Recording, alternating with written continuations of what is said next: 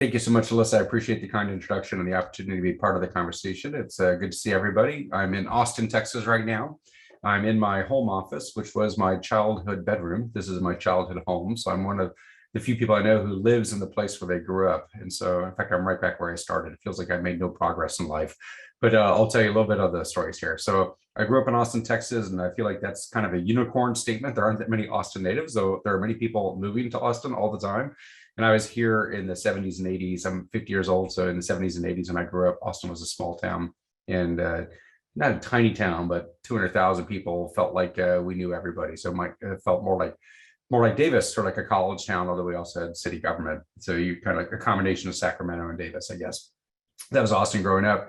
And I was a faculty brat. My father was a professor of chemistry at UT, so I grew up on campus and sort of on campus quite often. Then went to the University of Texas as undergrad. I was there in 1989 to 1995, got a BA and BS, as just heard. I got a BS in aerospace engineering and a BA in a liberal arts program. So I studied culture and philosophy and language as a part of my background. I think that was actually kind of an early hint of who I am. I'm a multidisciplinary person. That's one of the ways I identify with my research today, where I mix engineering, science, policy, and markets. And that multidisciplinary interest is not new. It's been around. So as a student, I had the opportunity to get a couple of degrees and pursued it, and took longer as a result. I was there for 6 years. Was in the marching band at the University of Texas, so in the Longhorn Band, and met my then girlfriend, now wife. We've been married 26 years. She was also in the band, and fell in love with that redheaded trombone player. And we got married right after I graduated in '95, and then moved to California. I was in California for 11 years. And I spent basically most of my life either in Texas or California, although, as you just heard, I had a little jaunt for a while in Paris for a while. And actually, as a kid, I lived a little bit in Switzerland when I was 12. My father did a sabbatical for about 6 months, and I lived in Paris, France for a summer, again for a sabbatical for my father.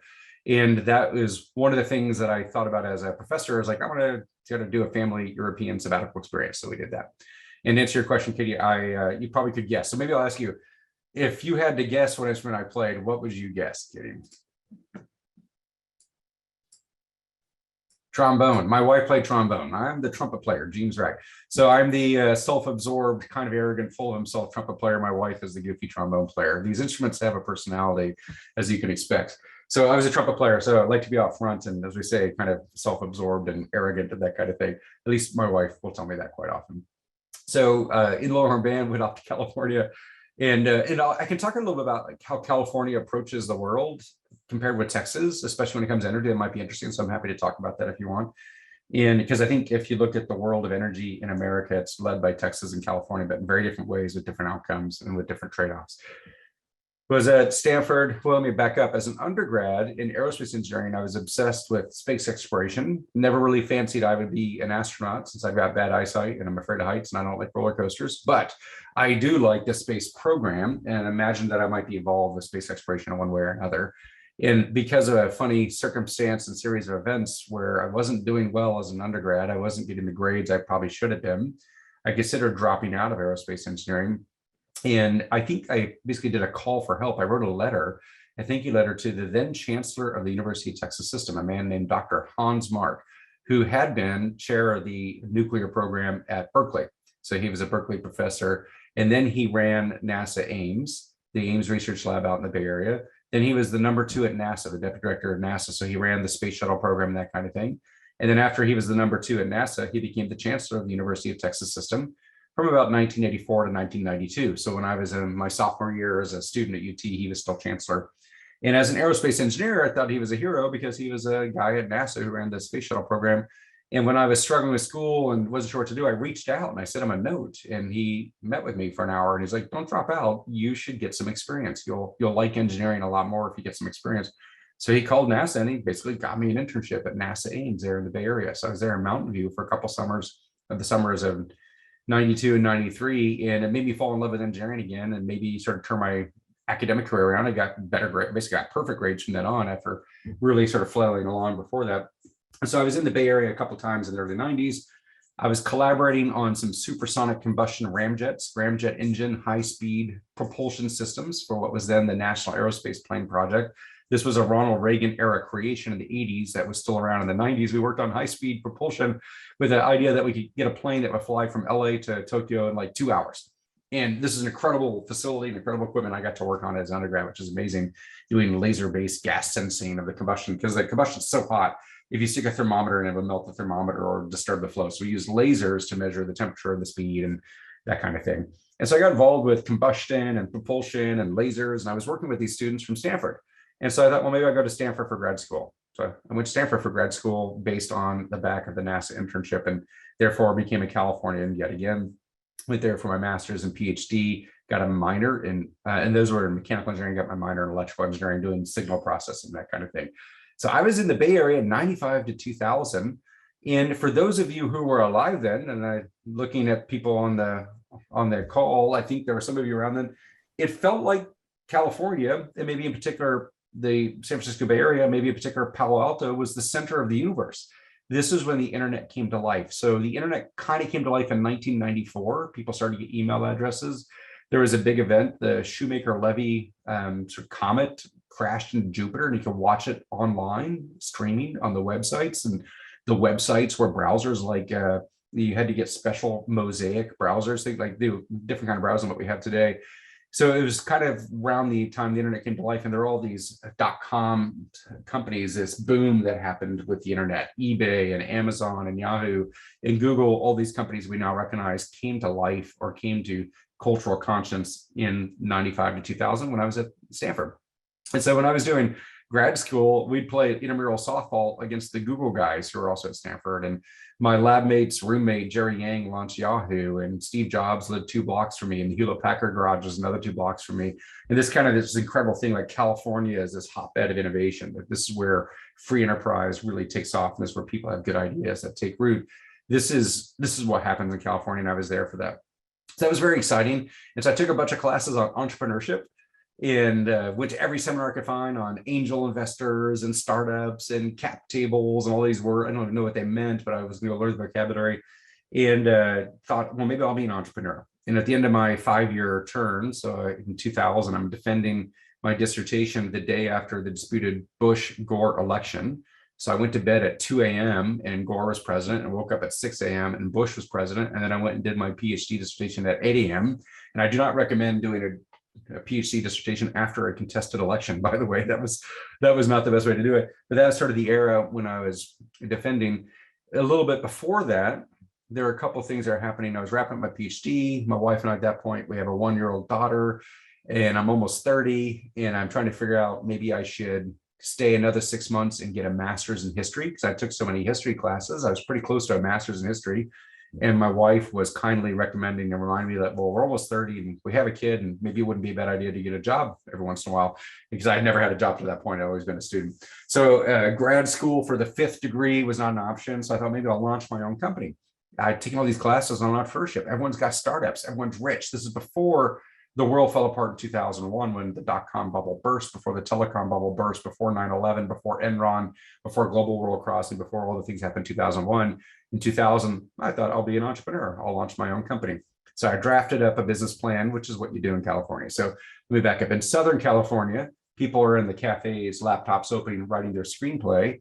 And in Northern California, people are in the cafe, laptop open, they're writing their business plan. It's the same creative juice. It's the same land of opportunity, just manifests itself in different ways, depending on what part of the state you're in. So I worked on my business plan, and I pitched it to my landlord. And my wife and I lived in a little cottage in the backyard in Palo Alto and Professorville, this nice neighborhood, and pitched it to my landlord, Raj Mashwala, who was a serial entrepreneur. And he's like, that's actually a pretty good idea for a company. Like, that's an investable company. But I just invested in a company identical to that. So I pitched a company doing laser-based gas sensing of ammonia. Ammonia is a molecule that's important for fertilizers. It's a contaminant in semiconductor clean rooms. It is a precursor to particulate matter formation with air quality. And I happen to be one of the best ammonia sensor guys in the world. I had a couple patents for my PhD work, and I'm like, I'm gonna make an ammonia sensing company using lasers. And he's like, I just invested in a startup in Southern California using lasers to measure ammonia. Like, you've got to be kidding me. Like, the random coincidence of this, that there are 2 startups in the world being posed on the same topic of using laser-based gas sensing of ammonia. And I went to one of the investors and the other one, and he was my landlord. This is the most random circumstance. And that guy, forming the other startup, Kumar Patel, was vice chancellor of research at UCLA, and before that had run Bell Labs. He was in the National Academies of Engineering and Sciences by the age of 30, both academies. This guy is brilliant, and it's amazing to me he never got the Nobel Prize because he reinvented medical surgeries, telecom, nonlinear optics. There are several fields that exist because of things he did when he was in his 20s and 30s. So Kumar is a giant in a variety of fields and still alive and still doing well. I just spoke to him a couple of weeks ago, actually. And Raj, my landlord, said, you probably shouldn't compete with him. You should probably join him. So he introduced me to Kumar. I called Kumar. I was like, well, there's like 4 of us in the world know how to do laser-based gas sensing ammonia. I'm one of them. Do you want to hire me? And he's like, okay, sounds reasonable. So he hired me and I went to a startup.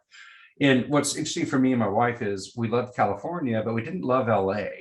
And we had made a list of the places we were going to live someday, or like Seattle or the Bay Area or Boulder, Colorado, or come back to Austin, Texas, my home, or maybe Madison, Wisconsin, like you, sort of these small college town or sort of progressive areas that are innovative and futuristic. So we had a list of 5 places we would live. And then we made a list of places we would never live, and LA was on that list. And that's where the startup was. And that's where I got a job offer. So that was like maybe not the first family crisis, but an important family discussion happened about, okay, do we join this startup or not? And we decided it was worth it. And my wife has family down in Orange County, so it wasn't kind of ridiculous. And we thought, okay, we'll make a go of it. And the company was in Santa Monica, and we lived in Culver City. For any of you who know Southern California, and Santa Monica is on the beach and lovely. And Culver City was like the last affordable spot of Southern California, affordable in quotes, because it still isn't cheap. It was cheaper than, say, Beverly Hills. So we moved down there at the very end of 2000, beginning of 2001, right when California was having this energy crisis. The energy crisis that California's just finished paying off about 6 months ago. It took 20 years to pay the bill for that. That's relevant because Texas just had our energy crisis from Winter Storm Uri in February, 9 months ago. And we're going to be paying ours off probably for about 20 years. It takes 20 years when you have a $100 to $200 billion event to pay it off. So California showed us the way, and Texas is following 20 years later. We moved down to Southern California. I joined a startup for 4 years called Analytica, and making laser-based gas sensors. Was a crazy inventor at startups, got a couple patents, made a couple machines, looking at ammonia for breath sensing for medical applications, looked at ammonia for semiconductor clean rooms, and also for agricultural operations. In 2003, we started to think about ammonia as a problem, as a risk to farm workers and also to livestock health on farms, because when you have the manure and the urine of cattle mix, it produces ammonia, and that can cause blindness, hard to breathe. That's a precursor to particulate matter, everything else. And so we invented the sensor. I invented an agricultural ammonia sensor at the startup in 2003, and I developed it and tested it at UC Davis. So I came up to UC Davis and worked with Frank Mittlehner. If any of you know Frank Mittlehner, famous guy. I've known Frank for 18 years. We're still friends. He and I collaborated on a paper. Actually, the paper won an award, like best paper in the journal. So Frank and I wrote an award-winning paper together. And so I was up at UC Davis to test out the sensor. And basically Frank locked me into a room with 3 pregnant heifers for a couple of days. And the room started off clean. It was like probably 1,500 square feet. It was me, 3 pregnant heifers, and 1,500 square feet. And the room was clean on day 1, but by the end of day 3, it was just coated in manure, like 5 inches there. There was so much manure. We had our sensor there measuring the ammonia off-gassing from it to sort of prove it out and that kind of thing. So I was there at UC Davis and at the startup up through 2004 and did that. And I still have shares. I have 175,000 shares of Analytica, and my wife's heard this for 20 years. Like, any day now, those shares will be worth some money, and then we'll be rich. This is what we've been saying for 20 years. And a part of my sort of courtship of her was to convince her that I had income earning potential, that someday I would be rich. And she's still waiting for me to deliver on that promise. Here we are decades later, but we still feel close, and I'll point to those shares as evidence that someday those shares will be worth more. I bought them for 3 cents a piece. So I paid about $5,500 for those shares. They're now worth about a penny a piece. So they've lost money, but maybe they'll be worth $1 or maybe even $10 a piece someday. So we're in year 20, maybe in year 30, they'll be there. We'll see how it goes. That's one of the downsides of joining a startup, is they don't necessarily make you rich like you think. And in fact, the startup ran out of money multiple times. So I wasn't getting payroll. It was kind of tricky because by then we had a second and then a third kid. And if you start to have more kids and don't have payroll, that makes everyone kind of nervous. So was there for about 4 years and was a little frustrated that working with Frank Mittlehner and demonstrating at UC Davis, we developed the world's best agricultural ammonia sensor, and no one was buying it. This is an incredible sensor. We can measure ammonia with greater precision than any other sensor on the market. We didn't have the cross interferences from humidity or other pollutants and that kind of thing. And the reason people wouldn't buy it is because the policies didn't require it. There are regulated criteria pollutants like carbon monoxide or particulate matter or NOx and SOx which form acid rain, but ammonia is not regulated the same way. It's not one of the criteria pollutants. And farmers, frankly, didn't want to have a fence line agricultural ammonia sensor if it wasn't regulated because it's an expense for them. So that's bad, but also might reveal some embarrassing emissions profiles, which they also don't want. And it was just a sign to me that policies weren't keeping up with technologies, that the technology was evolving, but the policies were not evolving along with the technologies. And so I decided I'm going to be a policy guy. I really want to be a technologist who goes to the policy world so we can keep policies moving forward. That's it. I'm no longer an engineer, I'm a policy guy. And so I left the startup in 2004 and joined the RAND Corporation. RAND Corporation is a think tank you might be familiar with. They're in Santa Monica, just a couple blocks from the startup. So I just changed my commute by a couple blocks and got a window office overlooking the beach where people play volleyball in Santa Monica, and they're playing volleyball and I'm thinking big thoughts at a think tank, doing policy for a couple of years. And worked on that, doing things around industrial manufacturing base, looked at the state of American manufacturing and innovation, because in 2004, 2005 timeframe, machine shops were going bankrupt everywhere. China had entered the WTO. China was out competing everybody. And we had machine shops, metal vendors, foundries, you name it, were going out of business. And I was worried about what this might do to national competitiveness, just from an innovation perspective, but also national security, because if the United States lost its ability to make things or design things, I thought that would be bad. So I did a little national security study on defense manufacturing, did some work for the Air Force on optics and lasers for remote sensing and intelligence and that kind of thing. Did some work on chemical weapons and a variety of topics, but I also started to do some work on energy. And I did a study on energy security for the E-ring of the Pentagon. The E-ring is the outer ring where you have the Secretary of Defense and the Assistant Secretary of Defense and the Assistant to the Secretary of Defense, this kind of thing. And so one of the assistants to the Secretary of Defense hired me at RAND to do an energy security study. Backing up 2005, 2006, natural gas prices are high. We're offshoring oil and gas production. We're offshoring the use of natural gas to make critical chemicals like fertilizers and plastics and other things. So this is bad for the economy and bad for national security. We're importing a lot of oil from the Middle East and our imports are rising. We're active in the Middle East for wars with Operation Enduring Freedom and Iraqi Freedom. So OIF and OEF and Afghanistan and Iraq are very expensive. We've been there for several years. We're buying money from a region and then we're using money to buy oil from a region. And that money that we send over there is used to fight against us. So we pay for the oil that funds the other side of the war. And then we funded our side of the war. It was just a mess. So energy security was on people's minds. And so I did a study on energy security. And then I was like, that's it. I'm an energy guy. I came to this clarity that energy is at the root of everything we care about: food, water, freedom, security, the economy, public health, you name it. You want it, energy's got a place there. And what's funny is I had that thought in 1990 when I was a freshman. I kind of had this class on the history of the early church and civilization. I kind of concluded, wait, energy and water are the foundations of modern civilization. So I knew that when I was a freshman, kind of put the thought aside and came back to it in 2005 when I did an energy security study. And then I outlined a book on the energy water nexus called Thirst for Power. And that book ended up getting published in 2016. 11 years later, after sort of outlining the study and that kind of thing. So I did this study on energy, and then I was like, that's it, I'm an energy guy. So I went from being an entrepreneur, inventor, technology guy to a policy guy to an energy guy. And then my wife and I at that point had 3 kids. We're in Southern California. We see the crash coming. This 2006, by the crash, I mean the housing crash in 2008. We got out in 2006. We kind of peaked the market, moved to Austin, and we moved into my childhood home. So here I am, 35, married, unemployed with 3 kids, living with my mother. And I thought, okay, man, I've peaked. This is as good as life gets. So what's happening now? And then I thought maybe UT will hire me. UT hired me. Now I'm a professor doing energy policy, but as an engineer, which is kind of fun. So it all kind of worked. I'm in mechanical engineering. I'm an energy researcher. I do energy education. I'm an engineer by training and thinking, but I dabble on policy and market issues. So I'm cross-listed as a faculty member at the OBJ School of Affairs. I teach classes in the business school. I have architecture and geosciences students in my classes. So I'm kind of all over campus, which is kind of consistent with that multidisciplinary view I had as an undergrad, but also my concerns about policy and these other issues. So I'm back to my engineering roots, but with all these other flavors and decorations in terms of disciplines, that kind of thing at UT. So I'm back at UT as of 2006, working on energy. And this is an exciting time the last 15 years because 2006 was before shale. But is when we thought global oil production was peaking, which it wasn't. It turns out shale changed it.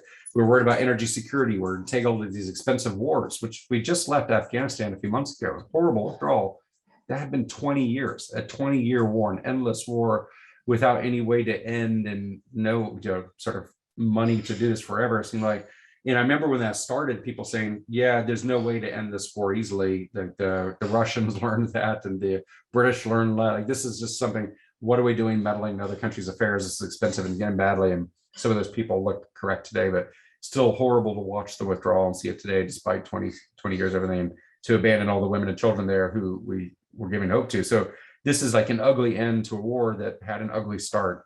And energy was tied in all 20 years of that. Energy is either context or motivation or a funding mechanism for part of this. So I'm back at UT, I'm dealing with energy issues. I'm doing teaching. I take on different roles internally. I get tenure, like life is good. And then in 2018, I get a call from a company called Engie in Paris, France, Engie, Engie. One of the world's largest energy companies. I like to say it's the largest energy company in the world that no one has ever heard of.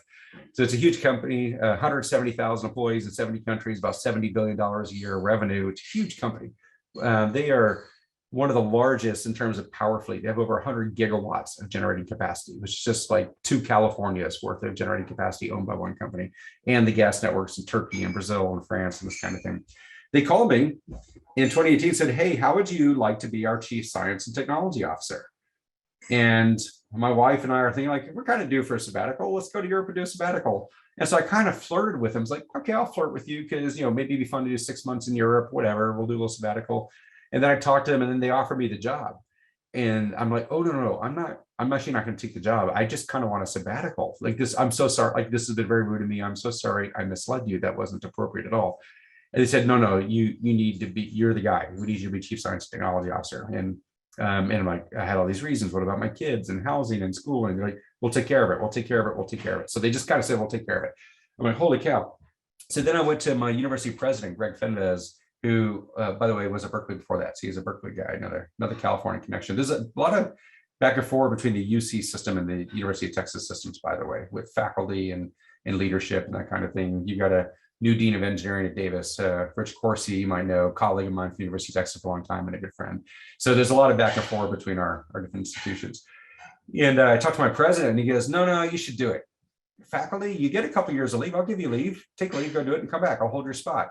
I didn't know that. He goes, yeah, all faculty get leave, but no one does it. You should leave. It makes you a better professor because you get some real world experience. Okay, so we went to France, and he said, you get 2 years, don't ask for a third. Okay, so we went to Paris. After 1 year, I'm like, this is fun. I asked for a third year. And they said, okay, you got a third year, don't ask for a fourth. Okay, fair enough. So I went to Paris, and now I'm a corporate guy. I'm a fat cat executive, and I got 450 people who report to me. I've got labs in Paris and Brussels and Singapore and Chile, hundreds of people, professionals, excellent researchers working on a low carbon future. Because what's interesting about Engie is it's one of the world's largest energy companies, but it is committed to decarbonizing. This is hard to do. Now, there are a lot of consumers, Microsoft, Amazon, companies like that, Walmart, who are saying they want to get to zero. The consumers are saying they want to consume less energy or consume cleaner energy. But Engie is the only energy provider I know of that has also pledged to get net zero, but not by 2050, 2045. So they're even pledging to get there faster than the others. And we sell and burn and use a lot of natural gas. So this is hard to do. And this sets up sort of a couple of marks I'll make in a few minutes. So I'm at Engie. We have to decarbonize. We've made a promise, and no one knows how to do it. Well, that's a research job. And as chief science technology officer, I have the research and innovation teams. So that's my team's got to do research, and I have the innovation team, which means commercializing the research. So I've got people launching startups on my team, people engaging with external incubators and innovators in Europe and elsewhere on my team. And I've got hundreds of great researchers. And it's the best job in the world. Like, I'm paid to learn. It's really awesome. So I go to the labs and I sit down all day and say, teach me what you know. And these professionals come and say, here's what we're doing on hydrogen. Here's what we're doing on biogas. Here's what we're doing on artificial intelligence. Here's what we're doing on drones, robots, and sensors. It's really awesome. And it was a good experience. Moved the family over there. It's kind of traumatizing for the kids in the family to be all of a sudden in France instead of Austin and that kind of thing. We did that for a few years and was going to do it for several years. But then COVID hit in March 2020. We had to evacuate in the middle of the night because France was shutting down. So in the middle of the night, we had a call 2:30 a.m. from my daughter, who's a university student at Texas. She says, President Trump's shutting down the borders. This is March 11th, 2020. We wake up, grab a bag, call the airlines, hop a plane, fly home that day. We just kind of abandoned France. We did a middle of the night refugee situation, and we came home and there were people in our house. So we lived like in hotels and on couches and borrowing friends' houses for a while till we could get into our house. And it's not refugee crisis the way the Afghans evacuating Kabul went through, because we had a job and money and places to go, but it's still kind of stressful. It's kind of interesting.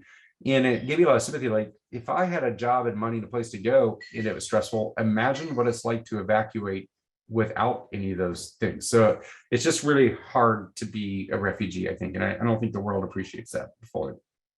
So I did the last year and a half of my 3-year gig from Austin for Paris and flew back and forth and ran my teams. But then my 3 years up, I'm back UT. So I'm back UT full time. That's my long career path. And I was supposed to take 10 minutes. I took 20. My apologies for that. But I've got this wandering path that looks like a drunkard's walk in some ways, but actually it all kind of made sense, and every piece built on each other. I got some entrepreneurship, I got some policy, I got some teaching, I got some research, I got some corporate experience. And here I am now at the University of Texas, and I teach entrepreneurship, and I teach energy, and I teach thermodynamics. So these are kind of the 3 main classes I cycle through, plus some others here and there. And in addition to my professor work as a researcher and educator, I also write books, as you heard from Melissa, and I have a PBS series. I do a lot of public communication to educate people about energy, because I think improving energy literacy would be really good for the world, and environmental literacy.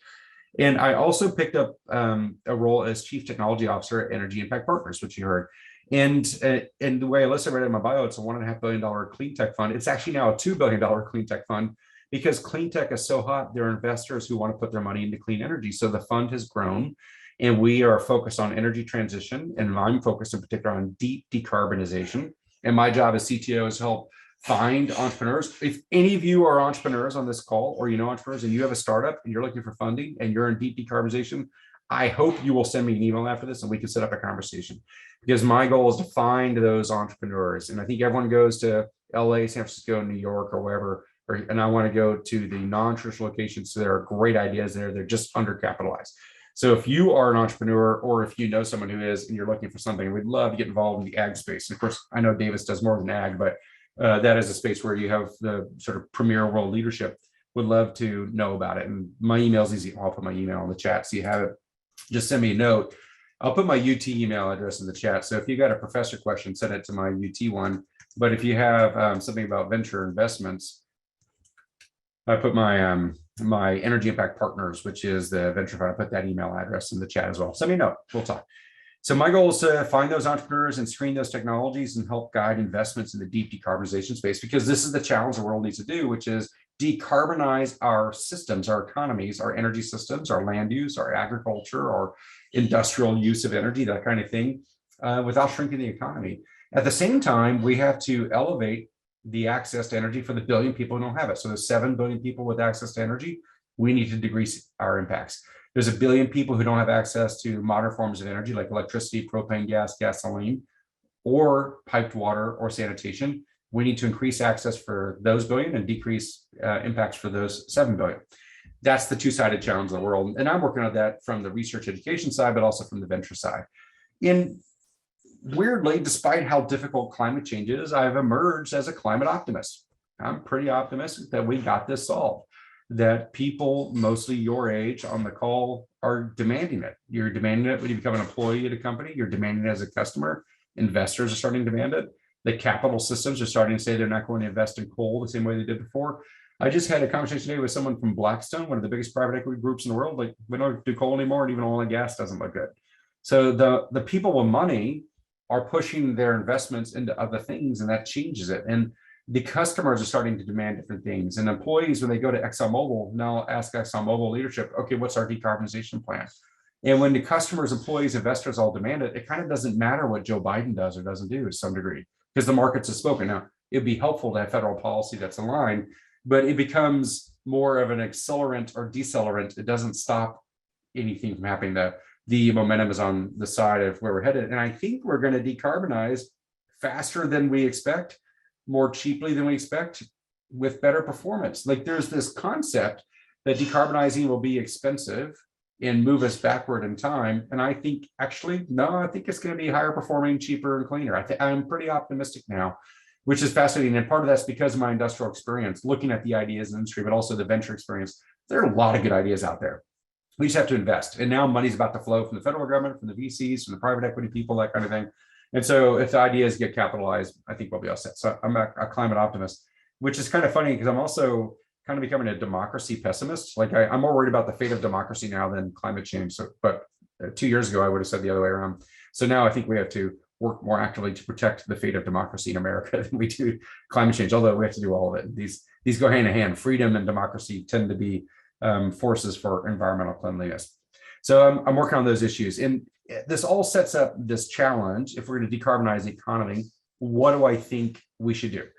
And in my mind, there is a taxonomy of decarbonization, or a logic of decarbonization, a sequence by which we must act. And I think there's 3 steps. And the first step is really efficiency and conservation. We should reduce how much we use to achieve the things we need.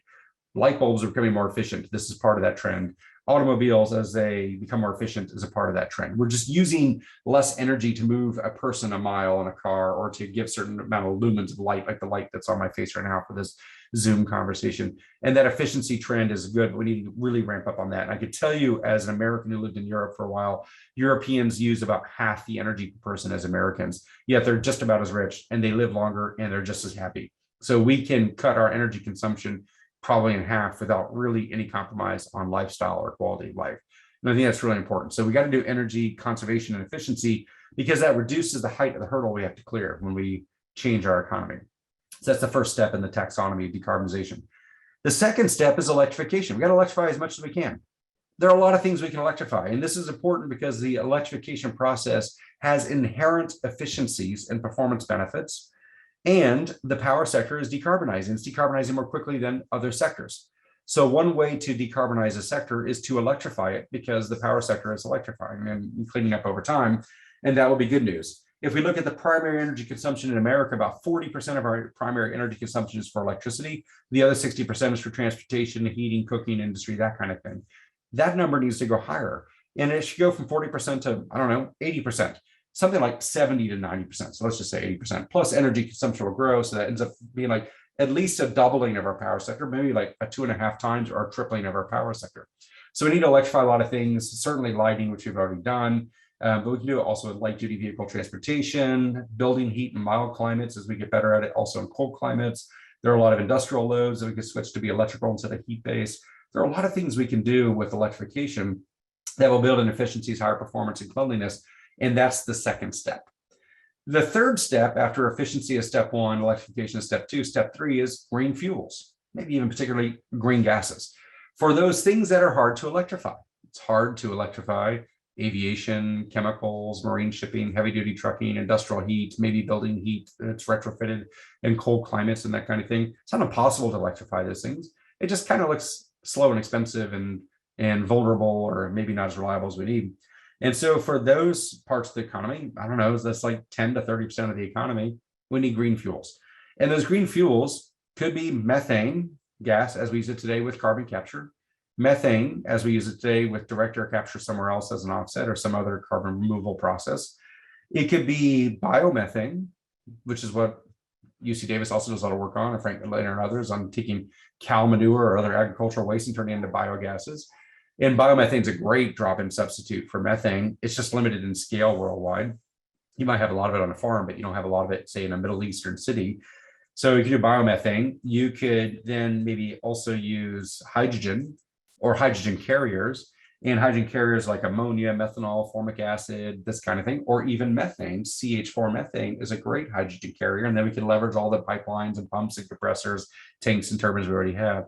So this is where we need to do some work as well. We can't just do electrification. We also have to do efficiency. We have to do green fuels. And green fuels are pretty interesting because it includes not only the ability to decarbonize those parts of the sector that are hard to electrify, but it also gives us some other performance benefits, because electrification, as much as I love it, has some downsides. In California, electricity is a trigger or a spark for wildfires. That's pretty expensive. One wildfire can do tens of billions of dollars of damage. In Texas, with Winter Storm Uri, the power system fell down. So did the gas system, frankly. So we could think about the power system being flimsy in some cases. So if we had the entire economy run on power, maybe that would be good. But the other thing I like about fuels is that not only does it maybe help us get to net zero more quickly or more reliably or more affordably, it helps us get to carbon negative. Net zero is nice. I think we need to go negative, because if we get to net zero by 2050, by that point, we will have emitted 200 years worth of CO2 into the atmosphere. And we will have raised pre-industrial concentrations from 280 parts per million to where we are at 2050, I don't know, 430 or 450 parts per million.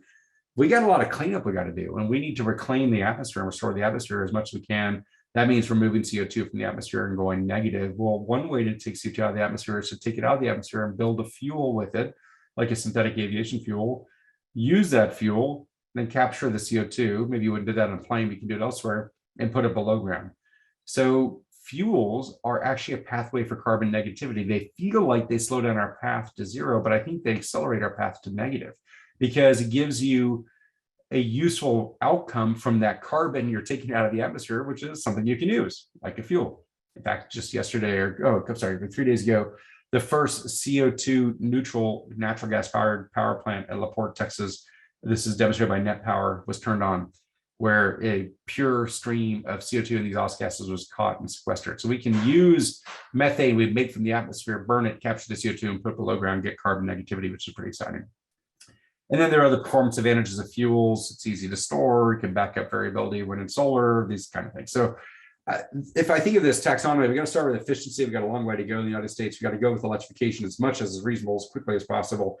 And then for that last bit we can't get to, we should use these green fuels. And I don't know whether it'll be methane with capture, methane with direct capture, hydrogen carriers, or what, but maybe we got to try all of it. Ammonia might be very exciting for marine shipping and that kind of thing. We got to try all of it.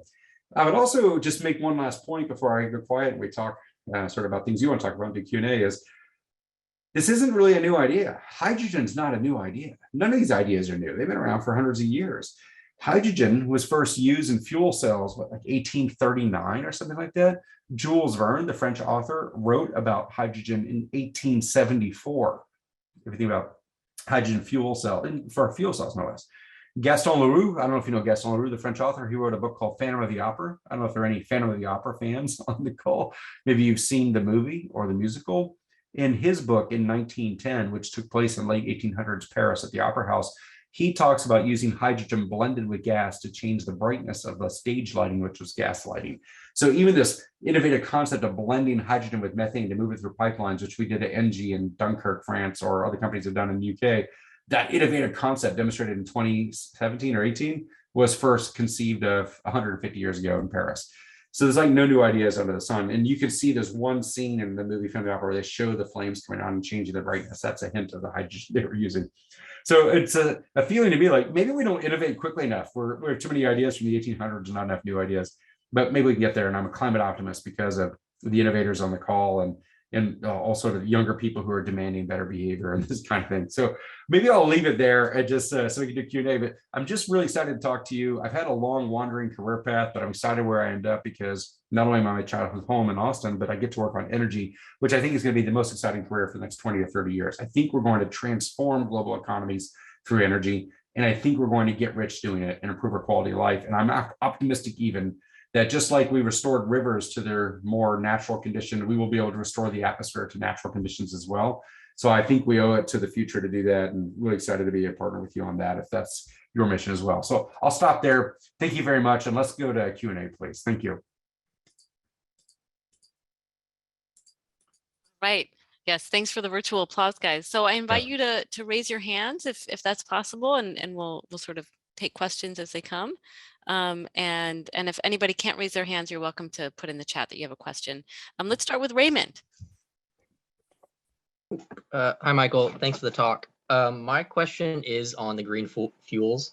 So given the sort of meteoric rise of electric vehicles, particularly in California and Texas, do you think that green fuel vehicles like hydrogen-based cars are going to have a similar skyrocket due to the ability to leverage saying, hey, we can take over the existing gas-based infrastructure and adjust it to what we do?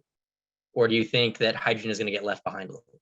I think it depends on what part of transportation you're talking about. For light duty vehicles, I think the competition is over. EVs won. Battery electric vehicles, not even plug-in hybrid. I think it'll be battery electric vehicles. I'm sorry, so it won't, by plug-in hybrid, I mean won't have a gasoline powertrain either.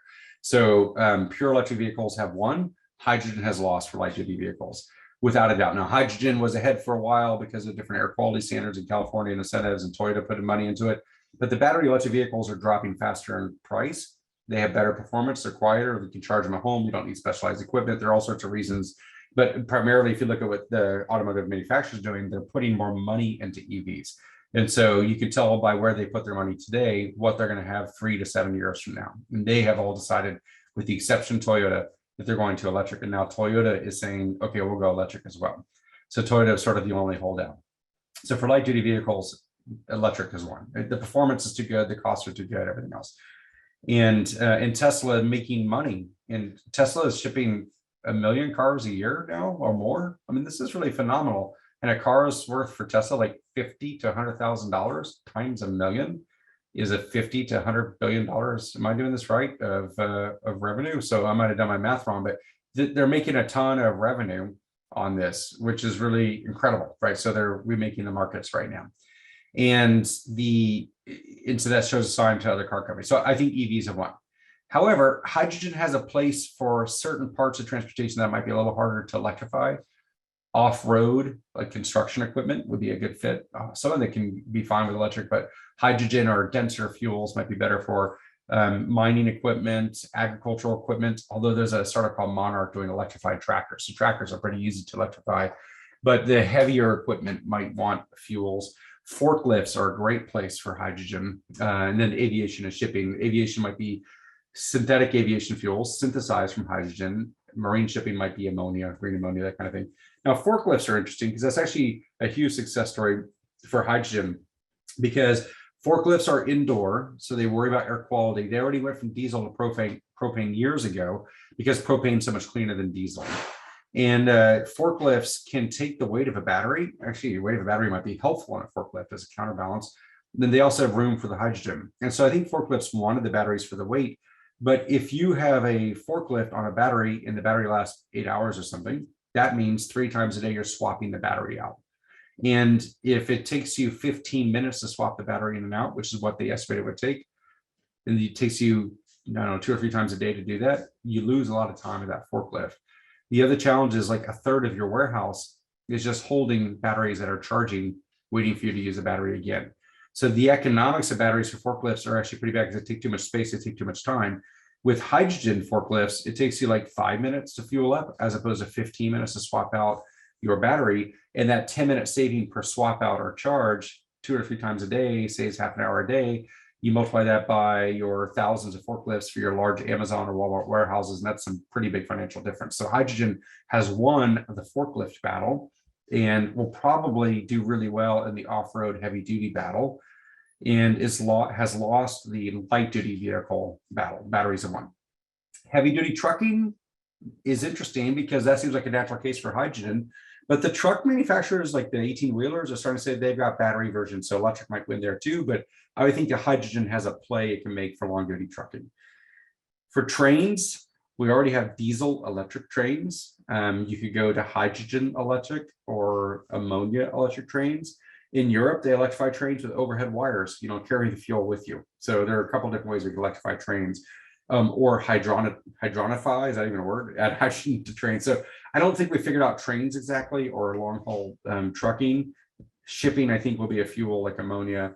Aviation fuels probably synthesized. You can do electric aviation, but I think electric aviation, like for small regional planes, and there's some advantages. The electric planes are a little less noisy, and so they might not violate the noise ordinances as badly, and therefore might have extended operational ability. Most airports shut down like at 10 p.m. or midnight and don't start up again until 6 a.m. because of noise ordinances. And so if you have electric planes that are a little quieter, maybe you can get some better sort of operability through more efficiency through the day because you can operate them at night.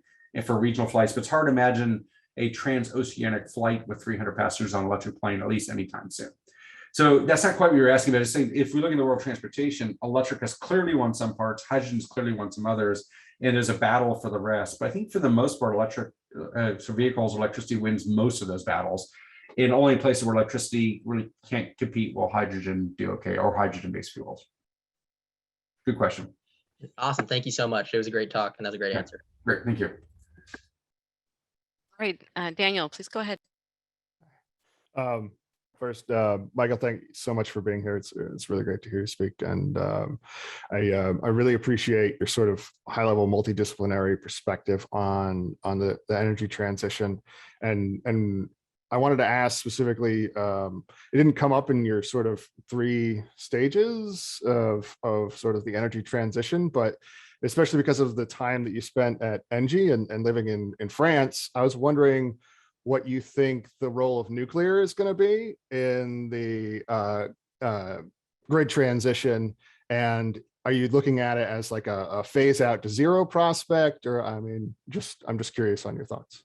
That's great. You said the N word, nuclear. So in most energy conversations, you either love nuclear or hate it. There's very little middle ground for whatever reason. And I tend to be a nuclear fan because I'm an engineer. Most engineers look at nuclear as clean, safe, reliable baseload power. Most lawyers look at nuclear as a liability waiting to happen. And in America, a lot of our decision making is made by lawyers. In France, it's much more of an engineering technocracy. They have many more engineers and decision making authority. So in a place like America, we're less favorable on nuclear than France. France is much more favorable on nuclear. Having said that, we have twice as many nuclear power plants in America than France. Our nuclear power plants are 20% of our power, and in France, they're 75% because there are fewer French people, and the French people consume less electricity per capita. So we actually do more nuclear than France, but it's a smaller fraction. But there's some differences in how we do it, and that might be instructive for how we'll do it in the future. So the joke goes like this. In America, we have 100 different types of nuclear reactors and 1 type of cheese. And in France, it's the other way around. They have hundreds of types of cheeses, but 1 style of nuclear reactor. And that reveals something about the approach. In France, it was top-down approach. It was nationalized. Electricity de France, our great competitor at Engie, they run and operate and own the nuclear fleet in France, and it's basically all the same design. And if you have 45 reactors that are identical, it's a little bit like Southwest Airlines only flies Boeing 737s. They only fly Boeing 737s. And they do that so they can be more efficient with their maintenance. They have all the maintenance people trained up on all the planes. They have all the parts. They have all the know-how. They really know how Boeing 737s work. And that drives down their costs and drives up their reliability. You do the same thing with the nuclear fleet in France. If you have a problem with a pump or a weld or a feed water system or whatever it is at a nuclear facility in France, you fix it there. You proactively, preemptively fix it at the others. So they just know their system. And that means nuclear is much more reliable and much cheaper in France than the United States. In the United States, it's a bunch of custom one-offs. We have 2 power plants on the coast in Texas at South Texas Project, 2 other reactors at Comanche Peak near Dallas, or 3 at Palo Verde, Arizona. You have 2 at Songs, the sort of nuclear generating station in Southern California. You got Diablo Canyon. So you might have 2 reactors side by side of this somewhere, but those at Songs or Diablo Canyon are different than Comanche Peak or South Texas and in Texas. So we have a bunch of custom units. And so we don't get as much economies of scale or learnings. And therefore our nuclear is a little more expensive and a little less reliable. Frankly, it's still pretty reliable and pretty cheap though, which is not as cheap and as reliable as in France. But I think that's important because now when we try to do nuclear in the United States, nuclear is already not competitive against cheap wind and solar, but not cheap gas. All right, gas is like almost $6 per million BTU today. So expensive gas today is really good for nuclear. But when gas is below $2, natural gas, which is the way it's been many times over the last decade, it's hard for nuclear to compete. It's especially hard for new nuclear to compete. So as we've looked at expanding nuclear in different places in Texas and elsewhere, it just looks expensive. Also, we haven't built nuclear in a while. So when we do build nuclear, it is expensive. So the plants in South Carolina, way over budget. The plants in Georgia, way over budget, billions of dollars over budget. And it's really hard to get a $26 billion loan to build a nuclear power plant facility, but you can get a lot of $100 million loans to build smaller wind farms and solar farms, that kind of thing. So today, building nuclear in America is really hard because nuclear looks too slow and too expensive and too hard to get the capital and too risky and all that kind of stuff. It's just easier to build wind and solar, so we'll just do that. And meanwhile, the existing nuclear might be retired because of cooling water intake issues in California, or because of the intake problems on the Long Island Sound, or because it's just getting kind of old and you don't want to put the money in to keep it going for the next 20 years. So nuclear is retiring, which is a challenge because that's a lot of low carbon power. And we're not replacing with new nuclear. And when we try to replace it with new nuclear, it's over budget and too expensive. So what might we do? I think that the opportunity here for America, ironically, is to leapfrog the world and go to small modular reactors. There are the new initiatives, the $4 billion TerraPower initiative with Bill Gates and the government itself in Wyoming just announced a couple of days ago. And small modular reactors do a couple of things. One is because they're smaller, maybe 200 megawatts instead of 1,300 megawatts, you can build them in a factory. If you can build them in a factory, you can build 10 in a row that are the same. And if you build 10 in a row the same, the cost should come down as opposed to building 10 custom on-site versions. And that repetition is important. If we look at how prices have dropped for wind, then solar, now storage, a lot of that's because they are factory built. And we have made many, many wind turbines, and we made many, many solar panels and many, many batteries. That repetition invites technological learning, really inspires the cost to drop. If we don't get the repetition with nuclear, because we only built 50 locations with 2 power plants each, so now we have 100 power plants, and we haven't done it for decades, we don't get the repetition. So we don't get the technological learning. You go to small modular reactors, all of a sudden, okay, I can imagine making dozens of these, you get some learning. Then the performance should go up, safety should go up, cost should go down. You also solve some of the Achilles heels of nuclear, which tends to be the water cooling. Water is a problem. Water is a problem for the intake in California. It's a problem at Long Island Sound, as I mentioned. There's a problem at Fukushima, frankly. It was the water that was the problem, not the nuclear reactions. The water systems weren't ready. They got flooded by the tsunami, and it failed. And with these smaller modular reactors, you often have air cooling, dry cooling, self-contained cooling. Your cooling problems, which is a weak point, often get solved. So I'm actually pretty excited about small modular reactors because there's a lot of technology there, and we're a technologically oriented country, and we like innovation. I would like to see more nuclear in the mix. I like its low carbon power generation. I like its load profile or supply profile. It's different than wind and solar. It's kind of like geothermal in that way. So I like nuclear. I like to see more of it. But that, what I just said, is not consensus opinion in America. Certainly Europeans look at it differently, but the Germans look at it differently in France. So it's not like Europe speaks with one voice on this. So Germany is shutting down the nuclear, Belgium shutting down the nuclear, France is not. So there are many voices on this in nuclear in Europe. But the French experience is particularly telling because they do it better, frankly. But they also invest differently to do it better. Great question. Perfect. Thank you. All right, Tanner, go ahead. Thank you for joining us today. It's been really interesting to hear your thoughts and kind of your history. Do you have any opinions on kind of the major energy players, we'll say conventional oil and gas companies, and their transition to cleaner energy investments? Like, I'm not saying asking for a hot investment tip, but kind of what do you see like the larger historical oil and gas companies playing into this transition? That's a great. I know oil and gas companies very well. I know ExxonMobil particularly well. I know Shell pretty well. I know some of them. I think whether large oil and gas companies are part of the future or not is mostly up to them. And I think some of them have figured this out, that they need to be part of the future, that the future will be different. And so they're ramping up on their carbon management programs. By the way, oil and gas has skills in drilling for geothermal, carbon management, sequestration, carbon capture, offshore for wind and solar. There are a lot of things, a lot of hydrogen experience. Oil and gas has a lot of experience and skill sets that will be very relevant for decarbonized future. But at some point, they have to have intention about whether they want to be part of that future or not. ExxonMobil looks like it's finally there after seeing declining revenues, profits, and market cap for a decade. They're like, I guess we should change our plan. I'm not convinced they actually can change. I'm not convinced the world will believe them, but they're finally kind of making noise about that turn. The European multinationals like Shell, Total, BP have been doing this a little bit longer. I would say Shell is ahead of most of them. Equinor from Norway is further ahead. They still make a lot of their money from oil and gas, so they can transition. But the one that's transitioned the most, some of you may never heard of, is Ørsted. Have any of you ever heard of Ørsted? It's an offshore wind company. Used to be known as Dong Energy. By the way, can we all take a moment to laugh at what a stupid name that is for a company? That Dong Energy for Danish oil and gas is no longer Dong, it's Ørsted. They changed their name. They have completely gone from oil and gas company to a wind company. So they are an example that you can do the conversion. They were also smaller. They weren't as big as the ExxonMobils and Shells, but they saw the future decades ago and said, the future is not oil and gas, we're going to switch. So there can be a switch. And I would say it's actually in our best interest for oil and gas companies to make the switch because they have skill sets that can help us accelerate the path to zero. So I'd love to see that. But also just from a labor justice perspective, it's probably better not to lay off 1 million people. It's probably better for those many people to be part of this future and that kind of thing. But there's a huge cultural inertia.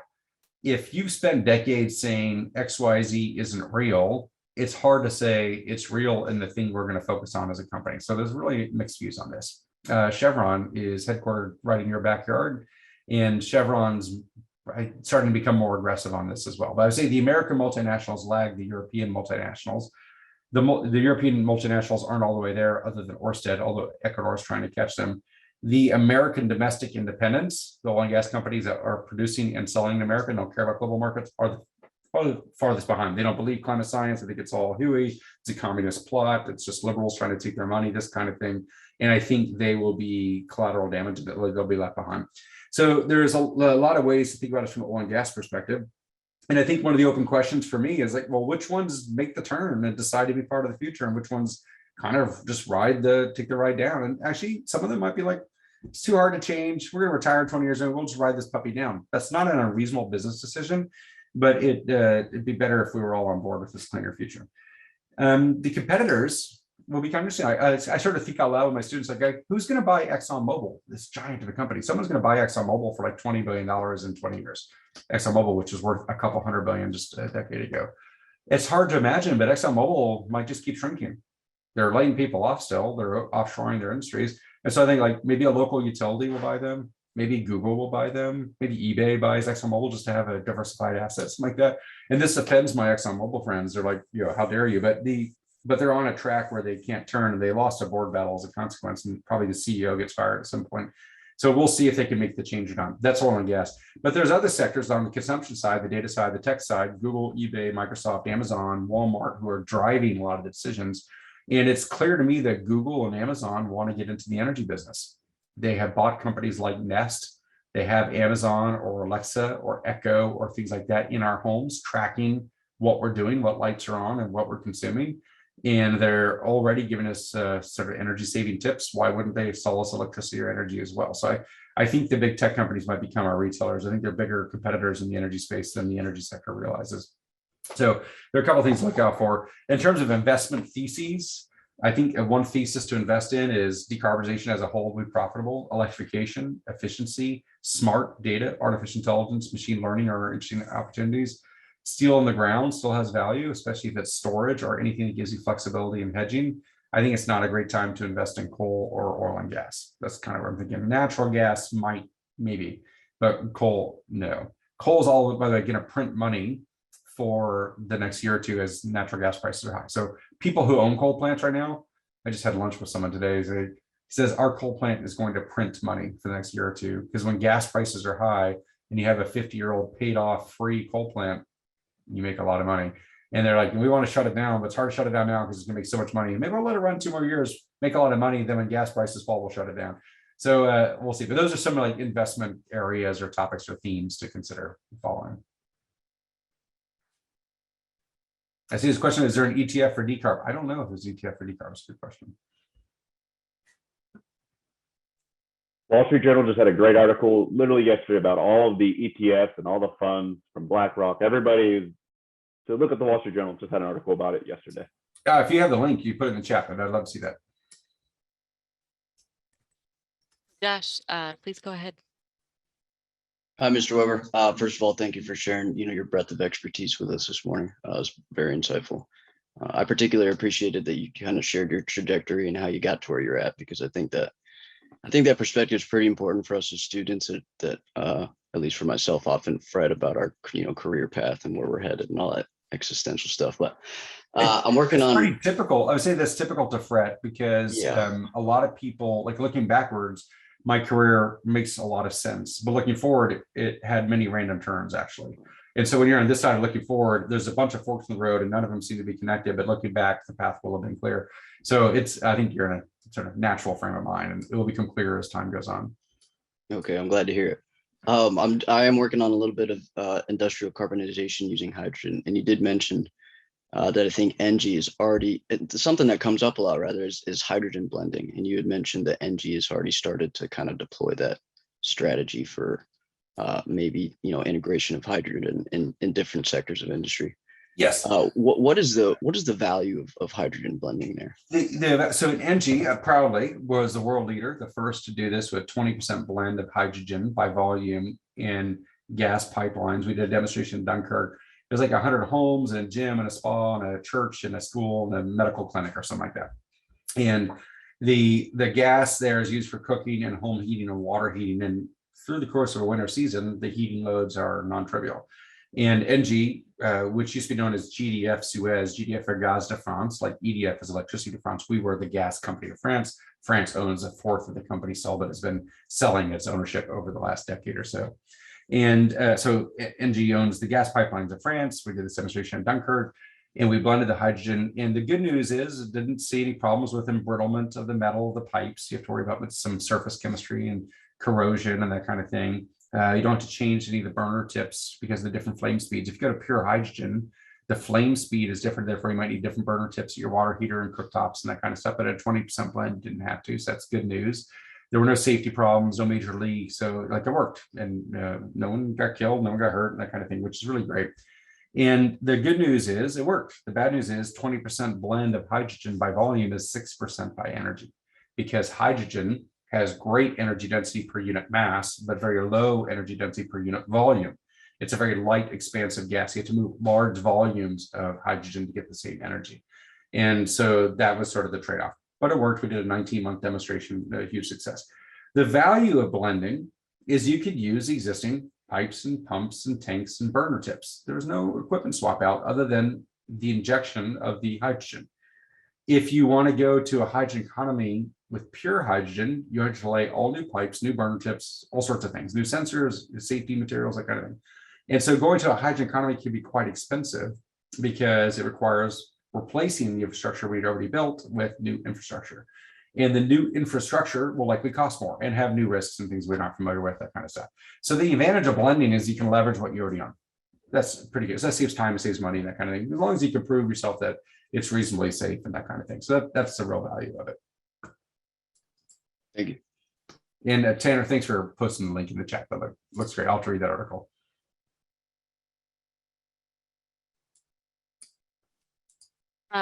So we have some questions in the chat. I think Subhajit has asked, could you please explain how green fuels lead to negative emissions? Green fuels could lead to negative emissions if we use them the right way. So the different types of green fuels. Let's talk about biomethane. Biomethane is methane maybe made in a landfill, at a manure lagoon, or through an anaerobic digester, or something. We're taking organic material and breaking it down anaerobically, meaning not in the presence of oxygen. Aerobically would be in the presence of oxygen.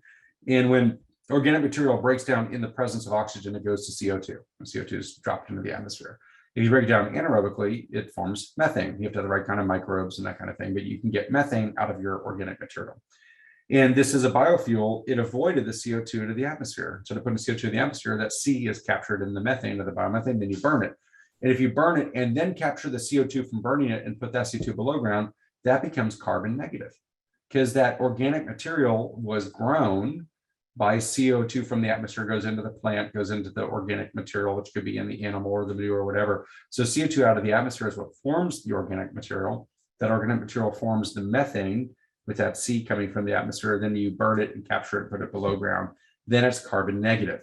If you take that green fuel, in this case, this biofuel, burn it and put the CO2 in the atmosphere, that is low CO2, almost zero CO2, but not negative CO2. But if you have that organic CO2 out of the atmosphere into the organic material, then you capture and put it below ground, that is negative. So it's only negative if you end up capturing that carbon at the end and put it below ground.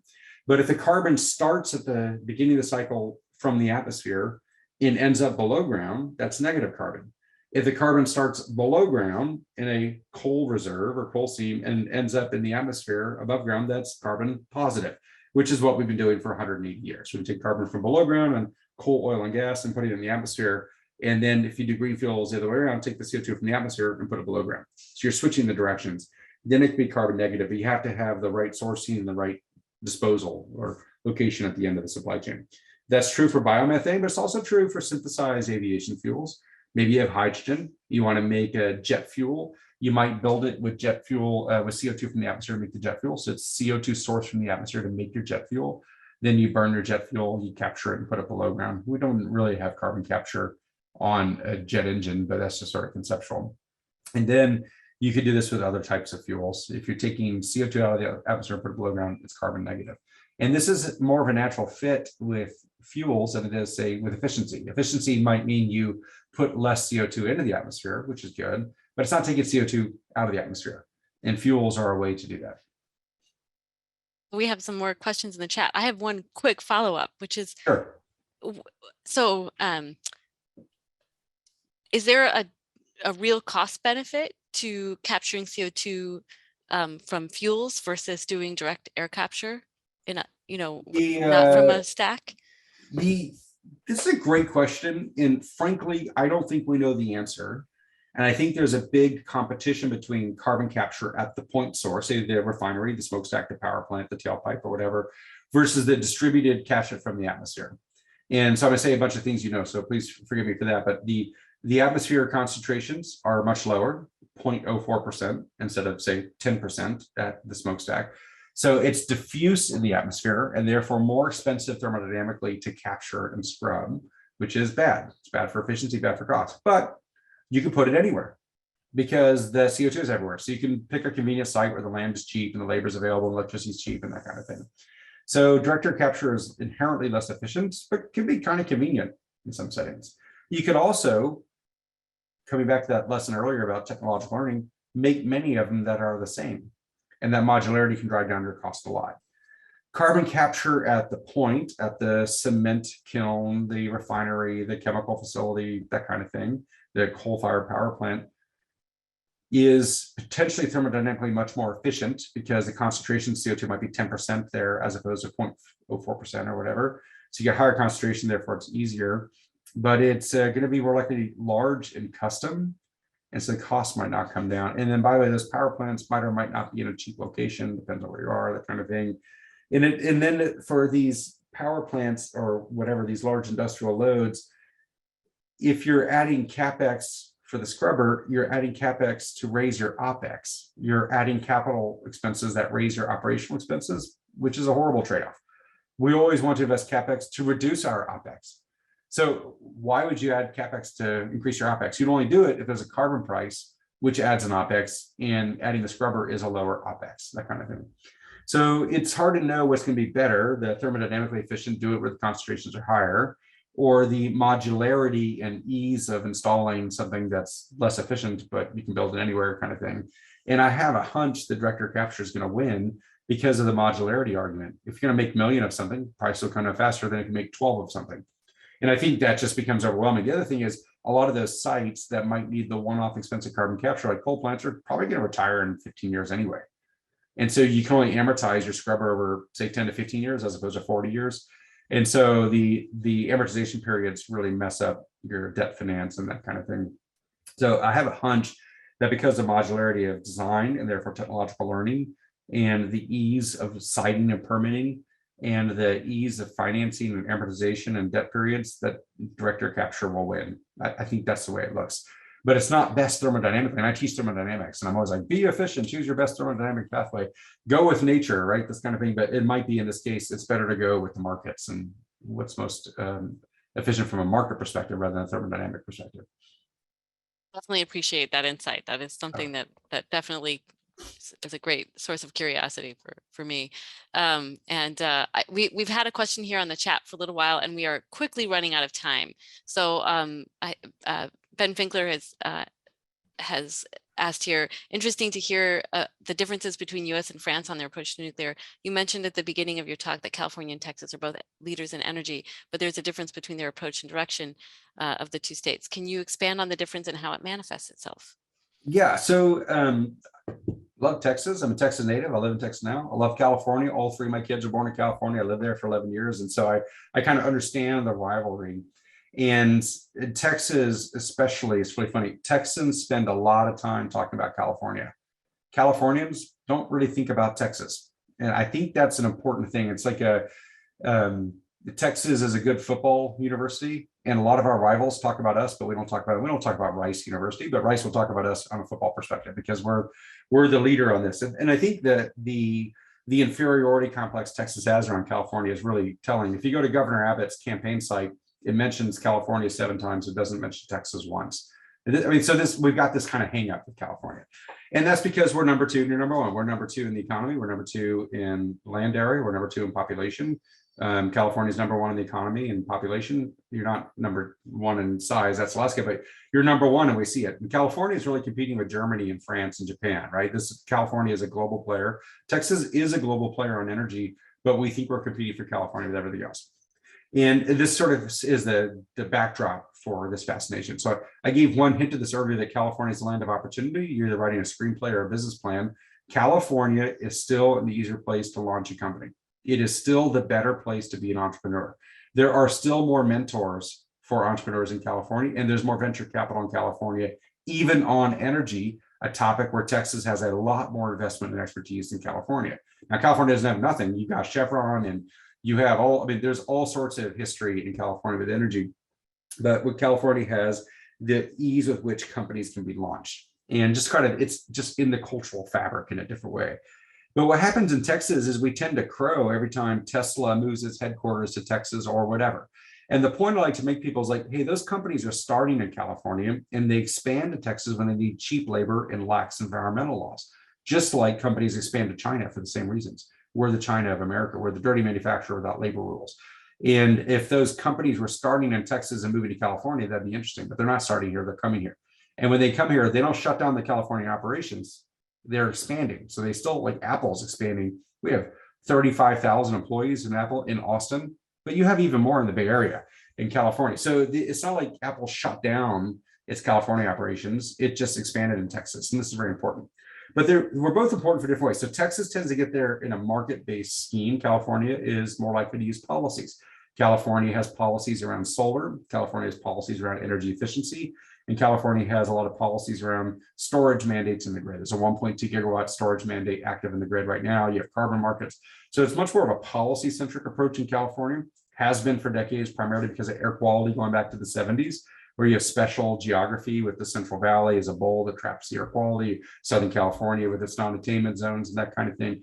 So California has had special exemption for decades to use policy as a way to clean up the air, which you can also use to protect the ecosystems from rising oceans and heat and that kind of thing. You also have wildfire risk. So California has used policy and has special permission to use policy and has for decades to take action. And if you're California and your oil industry is worth billions, but your tourism industry is also worth billions, it's not like oil's the only heavyweight. You don't want the coast to be messed up with oil slicks because coastal tourism is important to you, as long with fisheries and mountain hiking and everything else.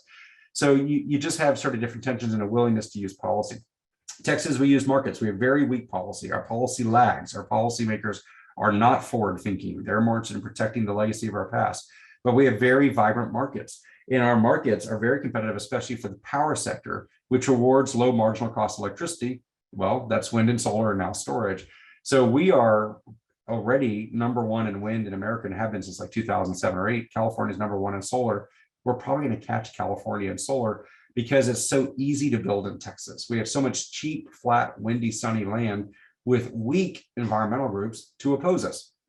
California has very strong environmental groups and therefore sometimes has trouble doing things that are good for the environment because environmental groups will oppose you.